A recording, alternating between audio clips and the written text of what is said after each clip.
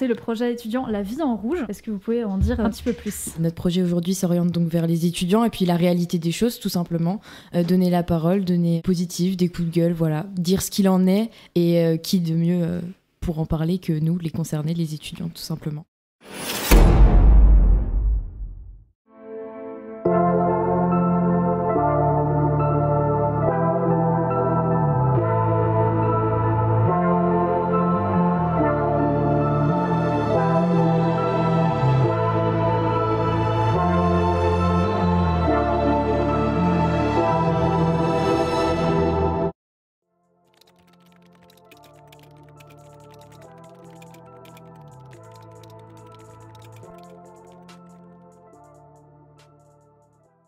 Alors je suis Eléa, je suis en 3e manière du spectacle, en spécialisation cinéma et j'ai 20 ans. Du coup, moi je suis en première année de licence études culturelles à la fac de lettres à Nancy. Mon prénom c'est Corentin, je suis en L3 du spectacle en spécialité théâtre. Moi je suis étudiant en école d'ingé et je suis en bac+4 donc il me reste encore une année d'études après.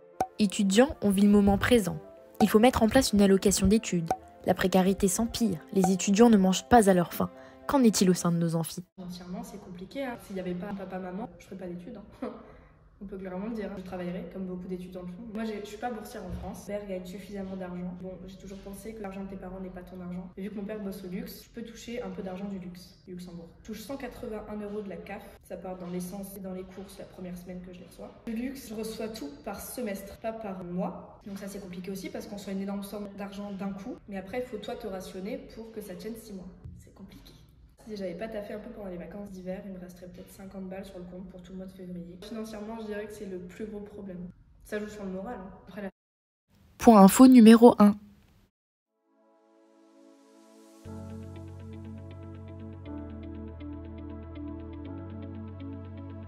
Vous devez d'abord être inscrit en formation initiale en France ou dans un autre pays de l'Union européenne. Vous devez avoir moins de 28 ans lors de votre première demande de bourse. Enfin, pour bénéficier de la bourse, vos revenus ne doivent pas dépasser un certain plafond. Pour calculer vos droits à la bourse, rendez-vous sur le site internet servicepublic.fr qui vous proposera un simulateur des aides ou bien prendre rendez-vous avec une assistance aux aides financières au sein de l'Université de Lorraine, bâtiment Simone Veil.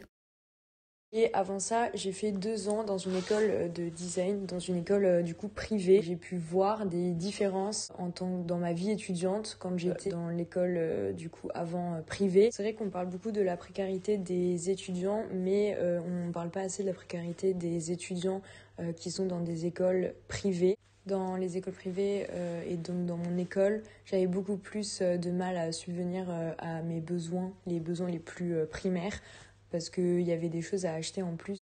La jeunesse d'aujourd'hui est l'avenir de demain, disent-ils. Pourtant, les plaintes se rejoignent toutes. Les jeunes ont besoin d'aide. Mais que fait concrètement l'État pour les aider? On en vient au point info numéro 2. À la rentrée 2022, les repas à 1 € pour les étudiants boursiers ont été mis en place afin de permettre aux plus précaires un meilleur accès pour se nourrir. Récemment, Fatia Kelouahachi a présenté la proposition de loi numéro 659 visant à instaurer le repas à 1 € pour tous les étudiants. Pourtant, malgré des statistiques montrant qu'en 2020, 43% des étudiants ont renoncé à un repas dans la journée pour des raisons financières, le texte n'est pas passé. 183 pour, 184 contre. À seulement une voix près, tous les étudiants auraient pu avoir ce repas à 1 €.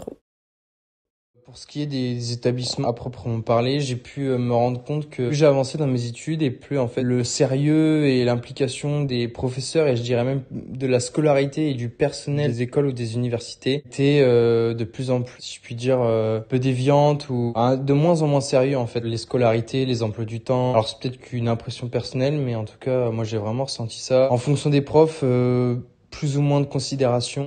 Après la fac, le plus gros problème, c'est la formation. On va au Festival du Luxembourg ce week-end. On a eu la feuille de route il y a genre 3 jours. Un peu chiant, quoi.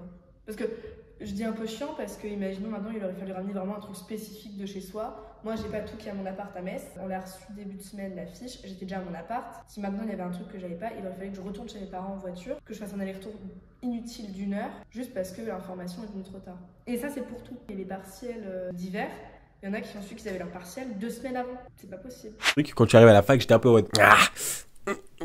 tu vois, t'arrives, tu sors du lycée, t'es content, nouvelle vie, nouveau monde, nouveau mundo. Et là, hop, Mise en situation, cours de méthodologie. Je suis assis au premier rang en amphi. Et là, t'as le mec qui fait « Bonjour à tous, Corentin Balustrade. On va vous dire les choses clairement ici. On est à la fac, vous voyez. Il y a quelqu'un à votre droite et à votre gauche. Et ben à la fin de l'année, soit c'est les personnes à vos côtés qui ne sera plus là, soit ce sera vous.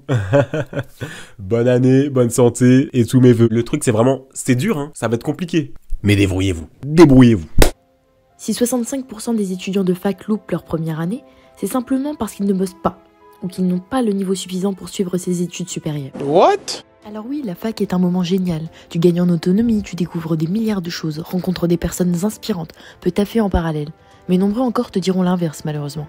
Il existe un réel manque de communication avec les profs, mais surtout avec l'administration. À la fac, il y a tout un système médical qui est mis en place. Tu peux aller chez la gynéco, tu peux aller voir un psychologue, vous étiez au courant? Je veux dire, t'as des médecins sur place qui peuvent te prendre gratos puisque t'es étudiant ou alors à très bas prix. Personne n'est au courant. Et dans la suite logique des choses, moins on aura d'infos, plus tu généreras de stress, de la procrastination et du décrochage scolaire. Problème de vie étudiante, le stress. Première fois de ma vie, à cause de contrôle et d'examen, j'ai acheté des pilules anti-stress. Allô quoi. Je carburais à 3-4 par jour quoi. De manière générale, moi je suis pas que dépressif, je suis atteint aussi d'une maladie qui s'appelle un kératocone, qui est une maladie de l'œil en fait, où je suis à moitié malvoyant et je pense être atteint du TDAH, trouble de l'attention avec hyperactivité, excusez-moi. Et j'ai été diagnostiqué dépressif bien avant la fac, au lycée. Le harcèlement scolaire que j'ai vécu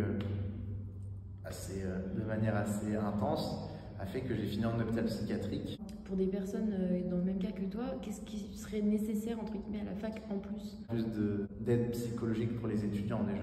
Il y en a très peu et il y a, je pense, beaucoup plus de demandes qu'on veut le penser. Ce que j'aimerais également, ce serait que justement les étudiants puissent avoir au minimum une séance de psy, plusieurs séances de psy obligatoires en tout cas, qu'il puisse y avoir accès pour pouvoir discuter. Il ne faut pas attendre que ça n'aille plus pour se déclarer. C'est pas parce que justement t'es tout sourire, que t'as le petit nez de clown, que tu fais l'idiot, que nécessairement tout va mettre sur tout rapport. C'est 80% des personnes handicapées ont un handicap invisible et il y a beaucoup plus de personnes handicapées qu'on veut le penser. Point info 3. Tous les étudiants peuvent bénéficier d'une aide psychologique en cas de besoin. Nous allons vous partager quelques aides utiles. Vous pouvez entre autres solliciter un BAPU. Ce sont des bureaux d'aide psychologique universitaires qui proposent des consultations ouvertes à tout le monde et qui sont remboursés par la sécurité sociale et les mutuelles sans avance de frais de votre part. Par ailleurs, il existe un dispositif Santé Psy étudiant qui vous donne accès à 8 consultations gratuites auprès d'un psychologue. Au-delà de ça, il existe une liste exhaustive de dispositifs et de plateformes à consulter ainsi que des numéros de téléphone. Aptitude, les Happy Hours, Happy Line, Fil Santé Jeune, Nightline, SOS Amitié, Psycom, le 33 14 et le 39 19. Et pour finir, le site internet soutien-étudiant.info. Mais dans tout ça, où est le positif à la fac?